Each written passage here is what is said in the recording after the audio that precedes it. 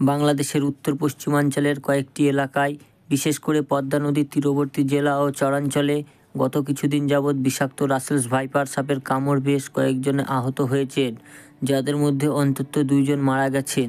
Russell's viper সাপ বা বাংলাদেশে চন্দ্রবোরা বা উলুবোরা নামে পরিচিত। বাংলাদেশে যেসব সাপ দেখা যায় সেগুলোর মধ্যে এটিই সবচেয়ে বিষাক্ত। এই সাপের কামড়ে শরীরে দংশিত অংশে বিষ ছড়িয়ে অঙ্গহানি, ক্রমাগত রক্তপাত, রক্ত জমাট বাঁধা, স্নায়ু বৈকল্য, চোখে ভারী হয়ে যাওয়া, পক্ষপাত, কিডনি ক্ষতিগ্রস্ত বিভিন্ন রকম শারীরিক উপসর্গ দেখা যেতে পারে।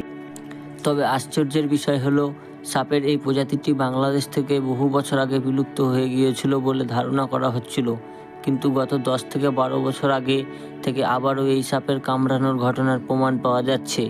এই প্রজাতির সাপ এই অঞ্চলে আবার কিভাবে ফিরে আসছে তা নিয়ে বাংলাদেশে চলছে বহু গবেষণা। কিভাবে ফিরে আসছে রাসেলস ভাইপার? বাংলাদেশের রাসেলস ভাইপারের পুনরাবির্ভাব এই সাপ থেকে মানুষের ঝুঁকির বিষয়ে গবেষণা করছেন চট্টগ্রাম বিশ্ববিদ্যালয়ের প্রাণিবিদ্যা বিভাগের অধ্যাপক ফরিদ হাসান। 2013 থেকে 2016 পর্যন্ত বাংলাদেশে বিভিন্ন এলাকায় 20টি রাসেলস ভাইপার দংশনের ঘটনা বিশ্লেষণ করা। গবেষণাটি 2018 সালে প্রকাশিত হয় Journal of the Asiatic Society Bangladesh. সে সময় ওই গবেষণায় উঠে আসে যে বাংলাদেশের 64টি জেলার মধ্যে 17টি জেলাতে রাসেলস ভাইপারের উপস্থিতি রয়েছে। ওই গবেষণায় পাওয়া তথ্য অনুযায়ী উত্তর এবং উত্তর পশ্চিমাঞ্চলের জেলাগুলিতে এই সাপের উপস্থিতি পাওয়া গিয়েছিল। ওই গবেষণায় উঠে আসে যে এই প্রজাতির সাপের সবচেয়ে বেশি উপস্থিতি ছিল রাজশাহী ও চাঁপাইনবাবগঞ্জ জেলায়। তবে বর্তমানে আরও বেশি এলাকায় এই প্রজাতির সাপের উপস্থিতি রয়েছে বলে আশঙ্কা করছেন বিশেষজ্ঞরা। মি আসান ধারণ করেন যে বাংলাদেশের বিভিন্ন এলাকায় স্বল্প সংখ্যক রাসেল ভাইপার সবসময়ই ছিল, কিন্তু বংশবিস্তারের মতো পরিবেশ ও পর্যাপ্ত খাদ্য না থাকায় এই সাপের উপস্থিতি বোঝা যায়নি। সাম্প্রতিক বছরগুলোতে বাংলাদেশের এই সাপের সংখ্যা বাড়ার অন্যতম কারণ হলো একই জমিতে বছরে একাধিকবার ফসল ফলানো হয়। বিবিসি বাংলার সাথে কথা বলার সময় মন্তব্য করেন ফরিদ হাসান, আগে কৃষি জমিতে বছরে 1 বার বা 2 বার ফসল ফলানো হতো এবং বাকি সময় পানির অভাবে থাকায় জমি পরিত্যক্ত পড়ে থাকতো। সারা বছর ফসল খেতে থাকায় এই জমিতে ইঁদুরের সংখ্যা বৃদ্ধি পেতে শুরু করে, যা এই সাপের প্রধান খাদ্য। আর ইঁদুর বাড়ার সাথে সাথে সাপ পর্যাপ্ত খাদ্য পেতে শুরু করে এবং বংশবিস্তারের জন্য যথাযথ পরিবেশ পেতে থাকে।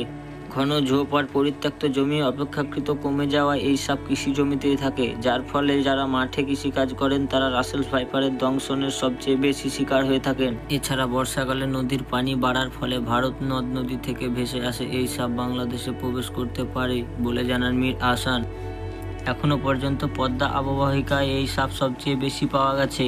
আমরা দেখেছি যেসব জায়গায় এই সাপ পাওয়া গেছে তার অধিকাংশ জায়গাতে কচুরিপানা রয়েছে, আবার কচুরিপানার মধ্যেও এই সাপ পাওয়া গেছে। কাজেই আমরা ধরে নিতে পারি কচুরিপানার উপরে ভেসে এসে এক জায়গা থেকে আরেক জায়গা এই সাপ বিভিন্ন অঞ্চলে পৌঁছেছে।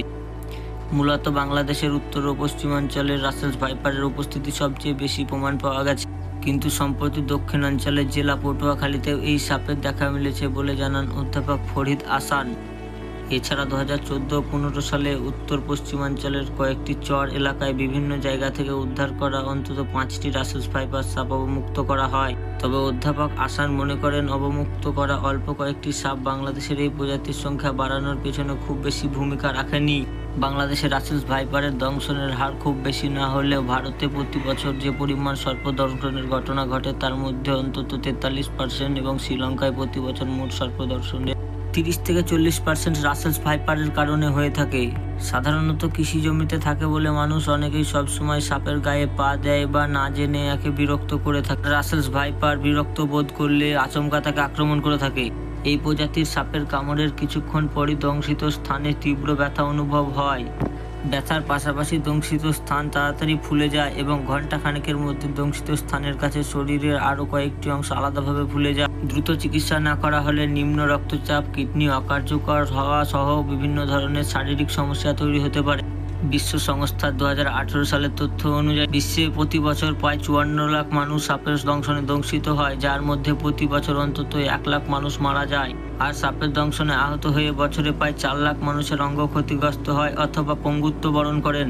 সংস্থাটির 2019 সালের রিপোর্ট অনুযায়ী বাংলাদেশে প্রতি বছর অন্তত 5,80,000 মানুষ সাপের কামড়ের শিকার হন এবং বছরে অন্তত 6,000 মানুষ মারা যান।